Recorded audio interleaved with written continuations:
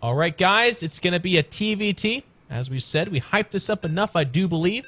Xenocider is going to be the David to the Goliath that is Ryung. Ryung, we've seen him before. He played a TVT against Alive.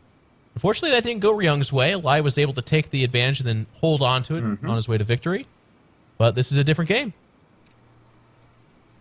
Down in the bottom right-hand corner. Wasn't able to put a win up against Alive, but hoping to put one up against the Xenocider here. From Team Axiom, it is Ryung. And down the bottom left-hand corner, the brandest of the newest recruits to EG, it is Xenocider. The map is Newkirk Precinct TE. This is the one with the wolves kissing in the middle of the map. Big fan of this map for TVT. We've seen it quite a bit. What immediately leaps out at me, of course, is that amazing game, Tasia versus, I believe it was Innovation, Biomech versus Mech. Sickest of sick games at WCS Season 2 Finals. If you guys haven't seen it, I believe they've released the replays. If not the replays, then certainly you can watch the VOD of it. Oh, yeah. It was amazing. All the replays are out, man. It's great. Nice of them to do that. But one of the things that really defines this map as far as I'm concerned is you'll notice that between the two main bases there's a lot of space. Sure, there's bases there, but that's like everyone's least favorite base to take. It's usually the last one's taken. And what that means is doom drop possibilities are very strong here. If you can hit that production and your opponent is caught unawares and has to come up that ramp, they might as well type GG in a lot of circumstances because that's usually it. Yeah, I mean, that's... we've actually seen that literal exact truth unfold in WCS. I mean, the number of games I saw Polt dancing narrow back and forth battles and a drop. Okay, the game's done. Hey! There's like so many games like that. So, I mean, I definitely think that this is one of the more, I guess, defense-conscious maps where you'd see players be playing on. So, the fact that both of them are going for fast gas doesn't really surprise me. They want to get out as absolutely much aggression out as possible. To, again, try to exploit that. Yeah, you know, and I wouldn't be surprised if it wasn't even for Reapers. I feel like this is much more for a very fast factory into Banshee play. And so far, they're both doing exactly the same thing. There is those individual Marines coming out, Xeno and Ryung opting for that fast factory. So far, they're pretty much doing exactly the same build.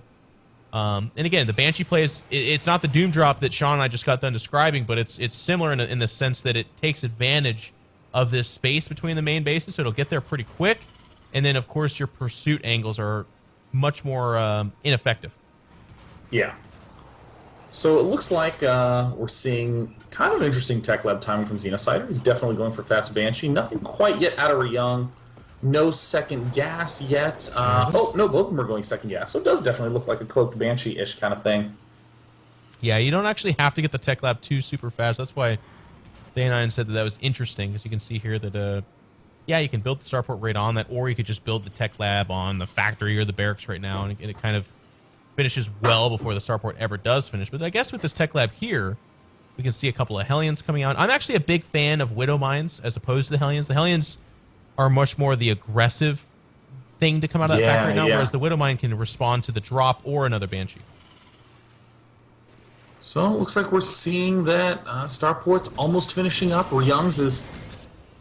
looks like a little teensy bit. No, actually, they're both exactly aligned. I was going to be like, oh, looks like it's a little faster. No, they are exactly identical to each other. It's a great move at that point by these players.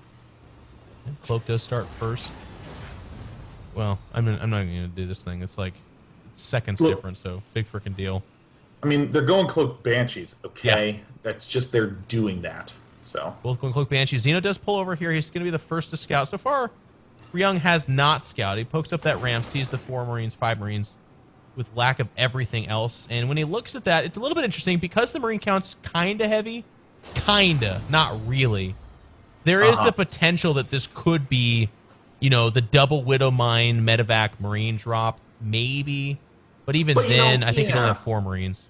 Yeah, I mean, like, going for this mine as a defensive tool is just, like, it's the perfect addition to this mix. You get to fend off all that annoyance. God, yeah, both of them going Ravens. I mean, the only difference now is that Xenocider has an inches earlier 3rd command center, but, you know, what big difference is that going to make? Yep, and Ryung both these players' SCV count is the same.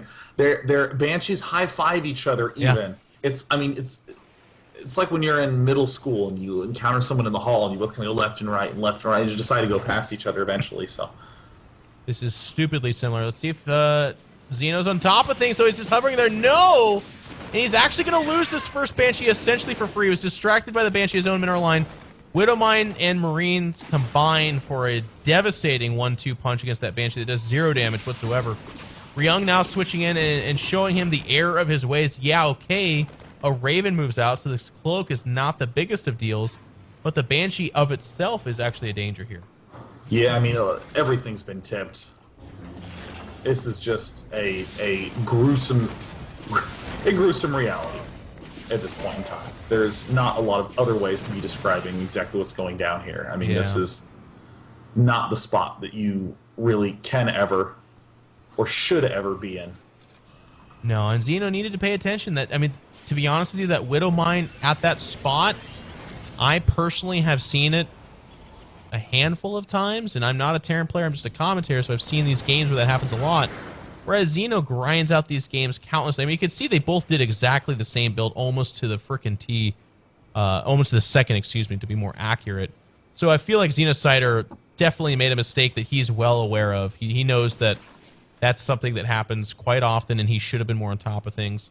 The Banshee didn't do devastating damage. It's just the fact that they're both doing the exact same build, and it did any damage at all. We can see that there is a supply advantage for Ryung, upwards of 9 now. If you look at the Harvester count, it's only a couple, so not the biggest of deals there, but his army is quite a bit larger.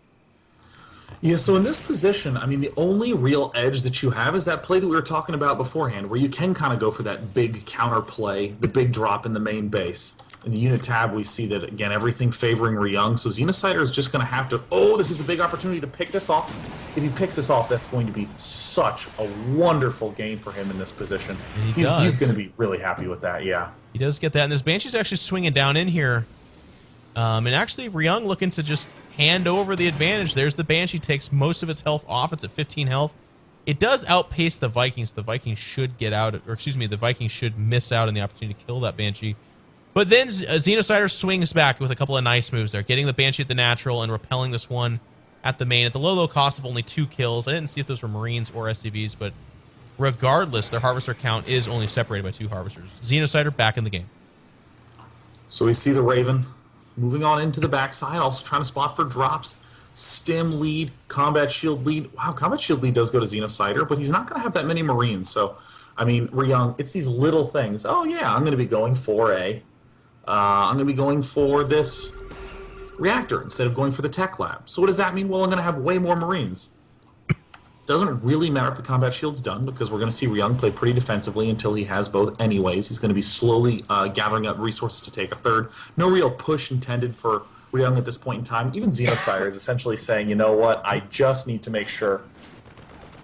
Yeah, the single Marine finding out that Xenocider is out on the map, looking to be aggressive, but Xenocider didn't see anything like a fast third or anything that he could really pounce on, so he's going to back up. Stim upgrades finishing, as you said, Day 9, at a pretty similar pace here, but we have that third CC just now going down for Ryung. Whereas on the flip side, no CC down for Xenocider. In fact, he actually opted for going up to 5 barracks, which is kind of the inverted role here, because we see Ryung doing the same, but it's with the CC first. And that Banshee from Ryung just has amazing eyes. The fact that it can keep seeing that little lump down in the bottom right corner of the base, it's like, oh, it's a mine, yeah. It's like calmly working its way around it. Their command center is done. I think the really beautiful part about watching Ryung play in a position like this is that he's so aware of what his edges are and where his edges are lacking. I don't have combat shields, can't do direct engagements, but I can do drops with Stim. Xenocider is getting into position. This would be tremendous if he managed to snipe this off. Yeah, he needs to. Oh, gosh. How much is Ryung paying attention? He's got a Banshee there, Mike. He's everywhere at once. He's actually controlling the Banshee and this drop at the same time. And the nice thing about this drop is that while there are Vikings out, they're occupied with this Banshee. They're going to chase it back. It doesn't have the energy to cloak. Oh, no. But as such, it's going to be able to pull in here and drop. And it looks like, once again, seeing the same mine that he's seen many times before. No need to get too far around it, he thinks, and just charges right on, and he's going to be able to pick off. eBay. Oh, God, the eBay is going to go down. Ryung's advantages are just compounding more and more and more over time. It's even a late Stim. Yeah, Ryung was off doing something else. I actually didn't quite see. There's no engagement or anything like that, but this damage is just doing tremendous. I mean, it's just so much damage just now. Xenosire's going to pull up in here, but this third is non-existent, whereas Ryung's can now probably safely land. The medevacs, I think they actually got out of here. They're going to go home and perhaps repair.